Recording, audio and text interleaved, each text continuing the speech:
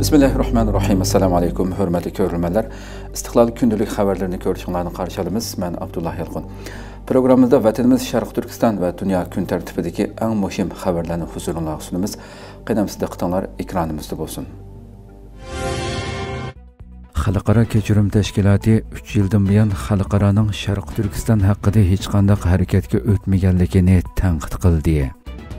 Xalqara Kechirim Təşkilatı Birləşmiş Dövlətlər Təşkilatı İnsan Hüquqları Komitetining Şərq Türkistonga aloqador dokumenti e'lon qilinganligining 3 yillik munosabati bilan yozma e'lon qilib, xalqaro jamiyat va BDTning 3 yildan buyon hech qanday harakatga o'tmaganligini tanqid qildi. Xalqaro Kechirim Təşkilatı 28 avgust organ torbetida e'lon qilgan aloqador yozmasida 2022 yili 31 avgustda BDT İnsan Hüquqları Oliy komissari ishxonasining tarixiy ahamiyatga ega dokument e'lon qilib, Xitoyning Sharq Turkistondagi inson huquqlari dafsandichiligining insoniyatga qarshi jinoyat shakllantirgan bo'lishi mumkindan iborat yakun chiqarganligini Xalqaro Kechirim Tashkilotining 2021 yili e'lon qilgan dokumentida Xitoyning Sharq Turkistondagi jinoyatlarini insoniyatga qarshi jinoyat deb aniq bekitganligini eskartib o'tdi. Yozmada Xitoyning BDTning dokumentidagi xulosa xarakterlik taklif fikrlarga pisand qilmaganligi, oradan 3 yil o'tgan bo'lsa-mu, Sharq Turkistonda oila tavobiatlari tutqun qilingan kishilarning hozirga qadar Xalqaro Kechirim Tashkilotiga azob uqubatlarini inkos qilib kelayotganligi qayd qilindi. Xalqaro Kechirim Tashkiloti BDT va xalqaro jamiyatni tanqid qilib, 3 yildan buyon BDTning xalqaro jamiyatning Sharq Turkiston haqidagi tekshirish dokumentining natijasiga qarata hech qanday amaliy harakatga o'tmaganligini, Xitoyning Sharq Turkistondagi bostirishlarini, chet elga so'zilgan tahdid selish qilmishlarini hozirma davomlashtirayotganligini ta'kidladi. Xalqaro Kechirim Tashkilotining Xitoy ishlari bosh taftishi Sara Brokis bu haqda to'xtalib, BDTning dokumenti Xitoyning Sharq Turkistonda yuz berayotgan ig'ir inson huquqlari dafsandichiligiga mas'ul bo'lishi kerakligini muayyanlashtirganligidan 3 yil o'tgan bo'lsa-mu, xalqaro jamiyatning yanada hech ish qilmaganligi haqiqatan numus qilarliq dedi. Xalqaro Kechirim Tashkiloti yozmaning taklif qismida BDT inson huquqlari oliy komissarini mazkur dokumentning eng yangi ahvoli haqida oshkora tushuncha berishga va BDTga a'zo davlatlarni Xitoyning Sharq Turkistondagi ig'ir inson huquqlari dafsandichiligini ayblashga chaqirdi.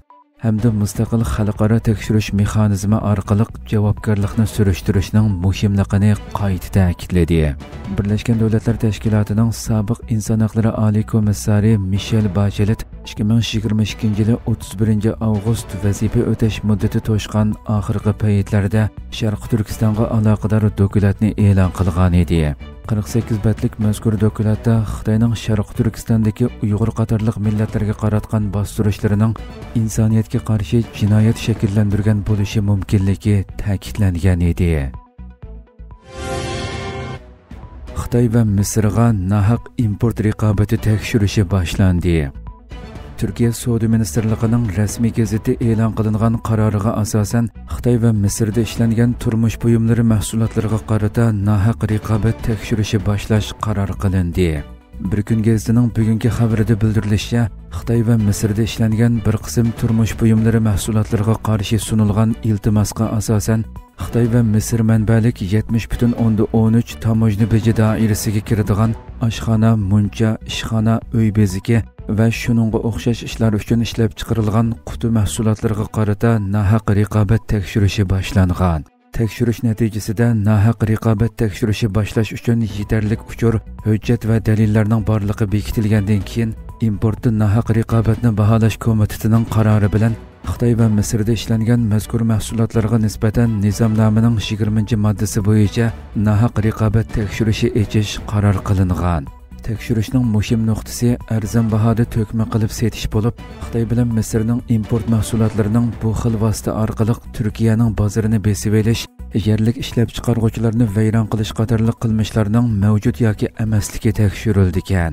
Agar isbotlansa, yerlik ishlab chiqaruvchilarni qo'g'dash uchun uningga qarshi qo'shimcha tamojna beji qo'yiladi ekan. Uzun yillardan buyon Xitoy rejimining Xitoydagi shirkatlarni moliya jihatdan qo'llash orqali nurg'un davlatlarga arzon baholiq mollar bilan besib kirib, u davlatlarning yerlik ishlab chiqaruvchilarini vayron bo'lish girdobiga opirayotganligi va nohaq raqobat shakllantirib bozorni monopol qilayotganligi kun tartibda turayotgan va qattiq ayblanib kelayotgan masalalarning biri bo'lsa-mu, Xitoy rejimi hali ham bu jinoyatlarni inkor qilmoqda va buni o'tirg'a qo'ygan davlatlarni Xitoyni ko'rolmaslik bilan ayblab kelmoqda. Turkiya Suriyaning muqimligining davlatning bexatarligiga bevosita munosabatlik ekanligini bildirdi.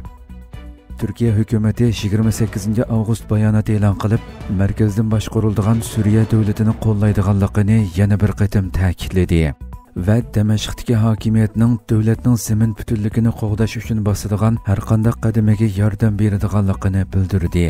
Turkiya Davlat Mudofaa Ministrligi amaldorlari haftalik axborot e'lon qilish yig'inida Suriyaning muqimligining Turkiyaning bexatarligi bilan bevosita munosabatlik ekanligini, bu yo'nalishda bosilgan har bir qadamning rayon tinchligiga to'kib qo'shadiganligini bildirib, Turkiya Suriyaning zamin butunligi va egilik huquqini qo'g'daydigan bo'lguncha omillarning kuchayishini to'sadigan markazdan boshqarish andisi orqali muqimlikka erishidi deb qaraydi, dedi. Turkiya Davlat Mudofaa Ministrligi 13 avgust Suriya bilan imzolangan kelishim ramkasida Suriya qurolli kuchlarining iqtidorini oshirishni maqsad qilgan mashq va maslahat berish ishlarining davomlashayotganligini qayd qildi. Suriya o'tgan oyda yuz bergan mazhabchi zo'ravonlik voqealaridan keyin mudofaa iqtidorini kuchaytirish uchun Turkiyadan yordam talab qilgan edi. Turkiya 13 avgust imzolangan mudofaa kelishimiga asosan Suriyaga qurol-yarog', harbiy mashq, aslaha va orqa-saf xizmatlari jihatdan yordam berishga qo'shilgan. Kelishim bo'yicha Turkiya uchur va tajribalarini o'rtoqlashadi ekan. Harbiy aslahalar, qurol sistemalari va orqa-saf aslahalar bilan ta'minlash orqali Suriyaning iqtidorini kuchaytirishiga yordam beradi ekan. Hürmetli görürmelerimiz, şuna qilib bugungi xabarlarimiz mushu yerda oxirlashdi. İnşallah atiki programmamizni ko'rishgacha aman bo'lg'aysizlar. Assalomu alaykum va rahmatulloh.